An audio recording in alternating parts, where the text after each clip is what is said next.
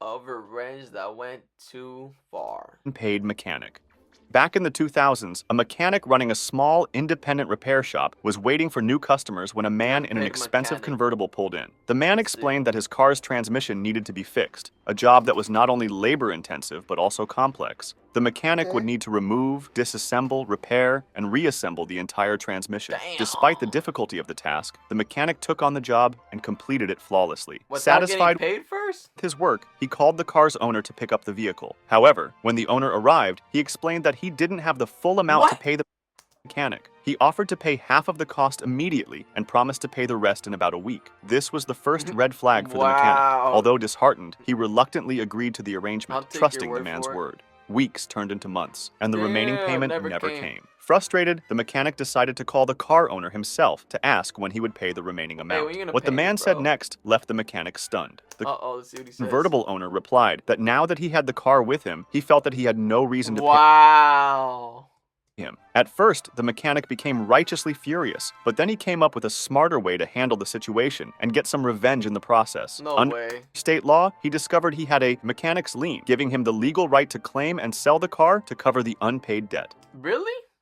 Wasting no time, the mechanic called a towing company to repossess the car. The convertible was taken to a recycling center, where it was completely demolished. The scrap Oh. metal and parts were sold, and the mechanic recovered the rest of the payment he was owed. When the car's owner found out what had happened, he was livid. He stormed Ooh, I bet he was pissed.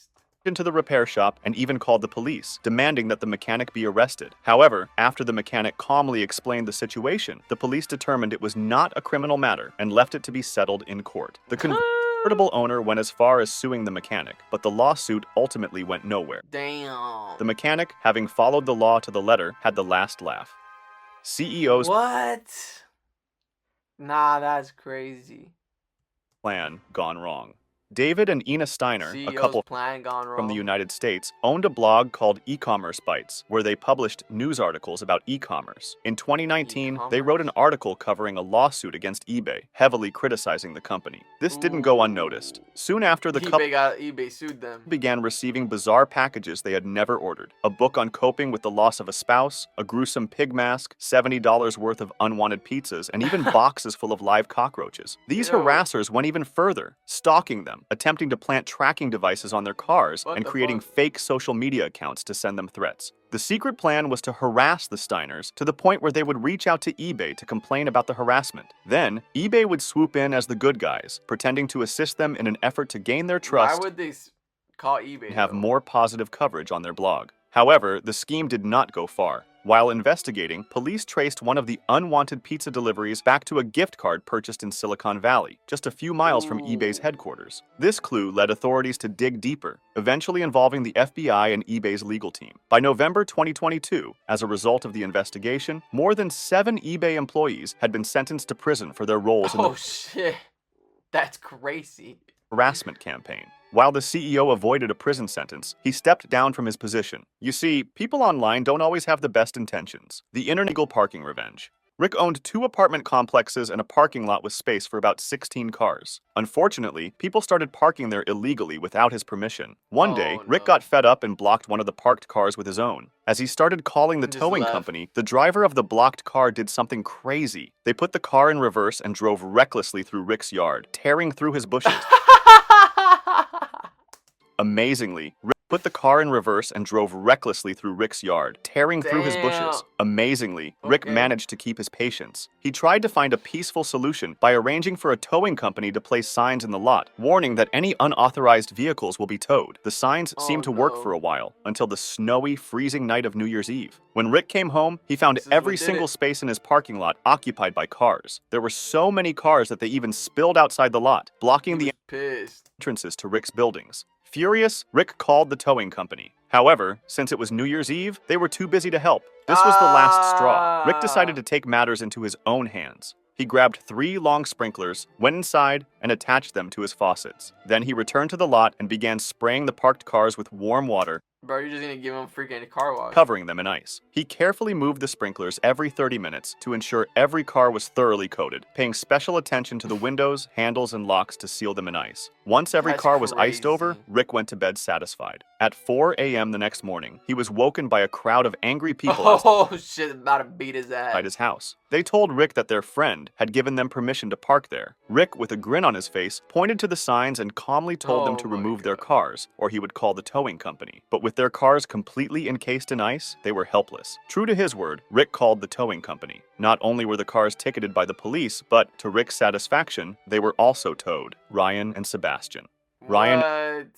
Sebastian, twin brothers, had always had a complicated relationship. Sebastian constantly bullied Ryan, and since he was the favorite son, their parents often turned a blind eye. Sebastian even let his friends join the bullying, making Ryan's life miserable. Damn. When Ryan turned 18, he realized he was bisexual, a fact that only deepened the issues within his family. His parents disapproved of his sexuality, so he kept his relationship with another man a secret. The situation declined when Sebastian unexpectedly saw Ryan with his boyfriend. Wasting no time, Sebastian rushed to tell their parents, not just revealing Damn. Ryan's relationship, but also actively trying to get him kicked out of the house. That's Sebastian fucked. argued that it was wrong for Ryan to stay, and their parents sided with him. They threw Ryan out, leaving him alone and homeless. Fast forward 10 years, and Ryan's life had drastically changed. He was now happily married to the same man he had been secretly dating back then. One day, out of the blue, he received a call from a family member urging him to come to the hospital. When he got there, to his surprise, he saw his parents, who seemed oddly happy to see him after all these years. But their smiles quickly faded as they revealed the reason for their call. Sebastian had developed severe kidney problems and urgently needed a transplant. Because the waiting list was too long, his only real chance of survival was a donation from Ryan, his identical twin and perfect match. His parents begged him to have mercy on And Sebastian, he said no. pleading for his help to save his brother's life. Ryan reminded them of everything they had done to him and how they had cast him aside when he needed them most. Without another word, he turned and walked away, leaving Sebastian Whoa.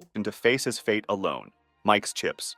When Mike was in grade That's school, he crazy. always kept a bag of chips in his backpack. But when Dave, the biggest bully in the class, found out, he made it his mission to ruin them. Every day, Dave would walk by, punch Mike's bag, and crush the chips inside, leaving a mess for Mike to clean up. This went on for 5 days straight, until Mike decided he had enough, and came up with a wicked plan to get back at Dave. The following week, as Mike was walking to class, Dave got ready to repeat his usual routine. But the moment he punched Mike's bag, he screamed in agony. His hand was covered in blood and bruises, and he had to be Bro, rushed to the boulders nurse's in- office. What had happened there. was that Mike had secretly removed the chips from his bag and replaced them with sewing needles. And since Dave didn't want to get in Oh. trouble for bullying Mike, he couldn't even explain what really happened to the teachers. From that day onwards, Mike was finally able to enjoy his chips in peace. The bully teacher.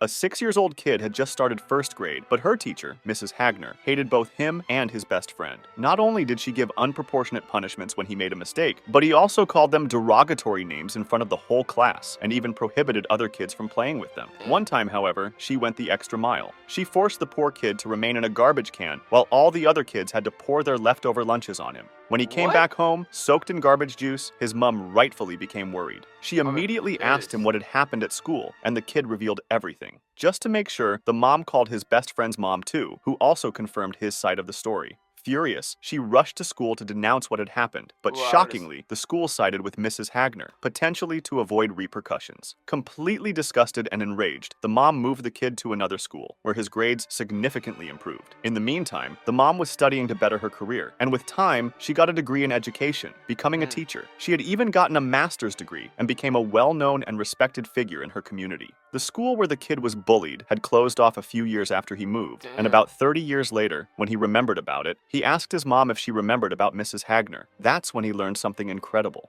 His mom told him that in all these years, she made sure to let every school administration in her state know what Mrs. Hagner had done, completely ruining her reputation. Every time she applied Damn. for a job at schools in her mom's district, she was immediately turned down.